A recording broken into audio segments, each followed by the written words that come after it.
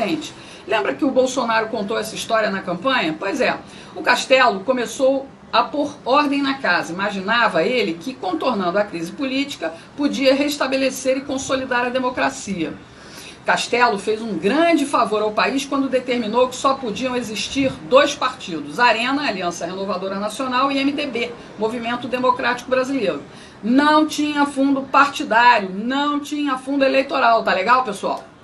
Castelo Branco fez reformas econômicas e tributárias, mas os comunistas estavam revoltados e explodiram uma bomba no aeroporto dos Guararapes, em Recife. Eles queriam matar o general Costa e Silva, que Castelo escolheu como sucessor. Castelo era antifascista e, antes de entregar a presidência, fez a Constituição de 1967 e foi bonzinho. Não colocou lá qualquer ato institucional nem dispositivo autoritário.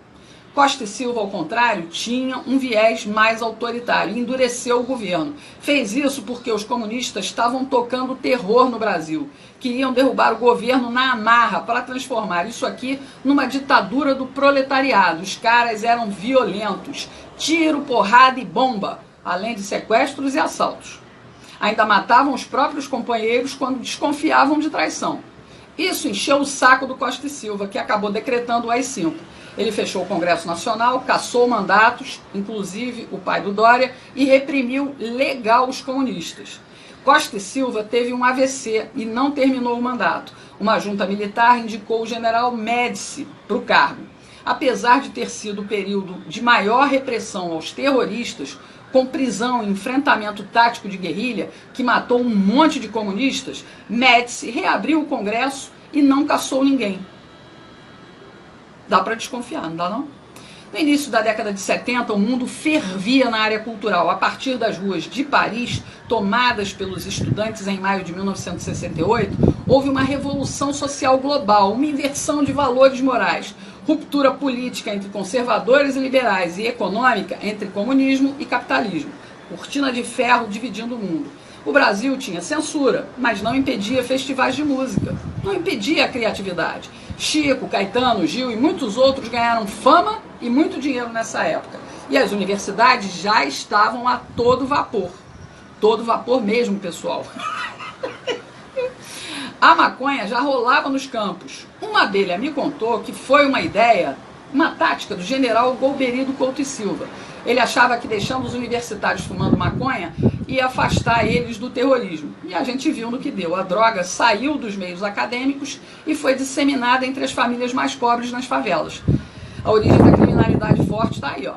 Médici queria é que as coisas se acalmassem para a esquerda assumir sem violência. Enquanto isso, a juventude classe média ficava sendo catequizada por professores esquerdistas. Os militares criaram tantas estatais nessa época, pessoal, que fizeram um milagre econômico, que mexeu com o consumo dos brasileiros. Muita gente comprou, então, TV, geladeira, carro e até casa própria, através do BNH, Banco Nacional de Habitação. Minha Casa Minha Vida, pessoal, perto dos imóveis de antigamente, é tudo barraco, da pior espécie, é tapera. O Médici levou fama de carrasco porque a comunistada estava no exílio e não suportava ver o desenvolvimento do país, ainda que fosse sob controle estatal. Os comunas que ficaram aqui peitaram o governo com ataques violentos de guerrilha. Médici pretendia resolver tudo e devolver para os civis, mas comunista é uma raça desgraçada. Médici indicou Geisel, que foi tenentista como ele. Os dois, inclusive, apoiaram a posse do Jango. Esse pessoal Oliva é muito azeitado, não é mesmo? Geisel foi eleito pelo Colégio Eleitoral do Congresso e o alemão foi quem deu início ao processo de abertura política. Ele sabia que a mídia, a cultura e o ensino já estavam esquerdizados, então a transição ia ser fácil. Enfim, Geisel se aproximou da República Popular da China, reconheceu a independência de Angola pelos comunistas, fez acordo nuclear com a Alemanha e até deu fim ao AI-5. Por tudo isso, ele bateu de frente com oficiais linha dura, que não queriam de maneira nenhuma devolver o país nas mãos dos comunistas. Geisel venceu a queda de braço e impôs João Figueiredo como sucessor. Ele sabia que Figueiredo só queria cuidar de cavalo e cumpriria a ordem de fazer a abertura ampla, geral e restrita. Com tudo pronto, foi só os comunistas do exílio voltarem. A esquerda no poder seria facilmente o próximo passo, mas de forma lenta e gradual, para que a gente nem sentisse tanto. Enquanto isso, o maior pelego de todos os tempos estava sendo gestado lá no sindicalismo. Nossa esquerda aprendeu a agir sem tanta pressa. Aturamos o Sarney, pessoal, por 5 longos anos, em troca de uma Constituição social-democrata, nome bonito para esconder a ação nefasta da esquerda comunista. Na cultura, a música brasileira já apresentava os resultados dessa esquerdização, definhando em conteúdo e em qualidade. O ensino foi banalizado e nos transformou em idiotas úteis. A imprensa e a televisão foram nos reeducando. Sem perceber, fomos renegando a família, a pátria e Deus. Tudo em nome de justiça social. Bem devagarinho, para que a gente não sentisse nada e não tivesse forças para reagir. Mensagens progressistas para moldar um novo Brasil, politicamente correto. Tivemos um soluço com a eleição do Collor, mas o sistema estava dominado e o corrupto egoísta dançou. Surgiram os cara-pintadas manipulados pela minissérie Anos Rebeldes da Rede Globo, lembra? O Plano Real colocou dinheiro no bolso da sociedade e estendeu o tapete vermelho para a social-democracia. Elegemos Fernando Henrique, o sociólogo, filho de um tenentista. Ele abriu o caminho para o analfabeto sindicalista bem adestrado pelo socialismo. Lula instaurou a supremacia da estrela vermelha, onde empresários corruptos alimentavam políticos corruptos. Políticas populistas fecharam os olhos do proletariado. O governo finalmente dita regras sociais sem qualquer contestação. De novo, a política personalista em ação. Hoje, na música popular, Marcelo D2, Anitta, Ludmilla estimulam o consumo de drogas. A ideologia de gênero é cantada em prosa e verso pelo desafinado Pablo Vittar. Lixo cultural. A gente engole isso toda hora. Começamos a dar sinais de reação quando votamos em Jair Bolsonaro para a presidência da República. Mas o estrago da ideologização política, pessoal, continua atrapalhando.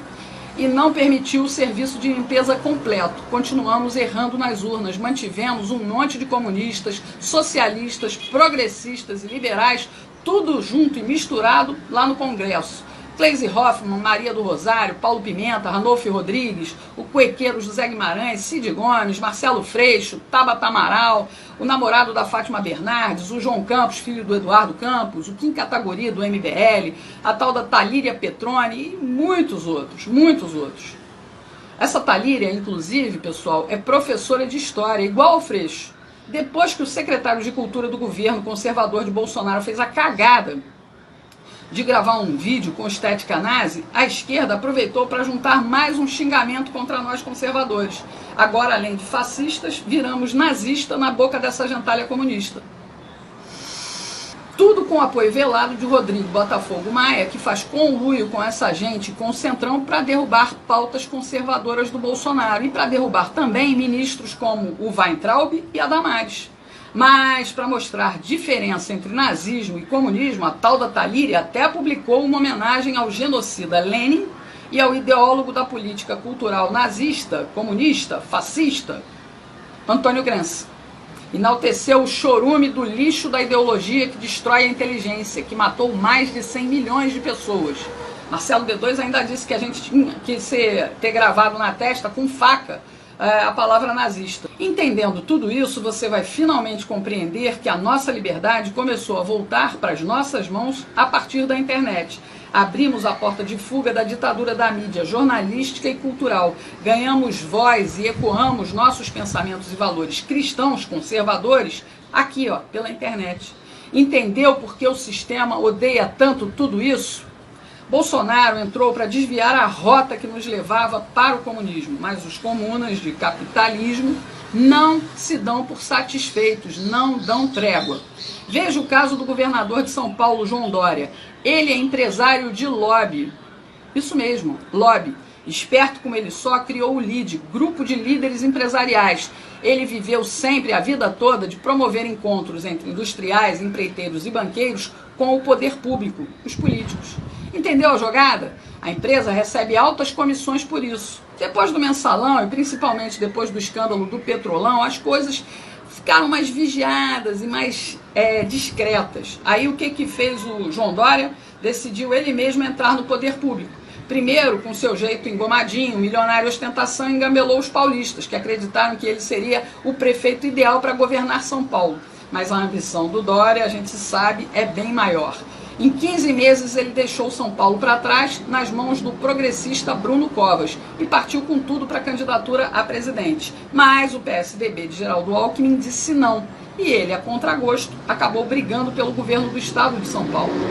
Dória mostrou logo na entrada todo o seu viés esquerdista totalitário e patrimonialista, que não vê diferença entre o que é público e o que é privado.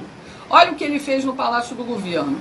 Pegou uma decoradora e mudou toda a estética clássica do Palácio Bandeirantes. As mudanças físicas custaram mais de R$1,5 milhão, para deixar tudo bem parecido com palácios de estilo autoritário, como a estética nazista, fascista, comunista.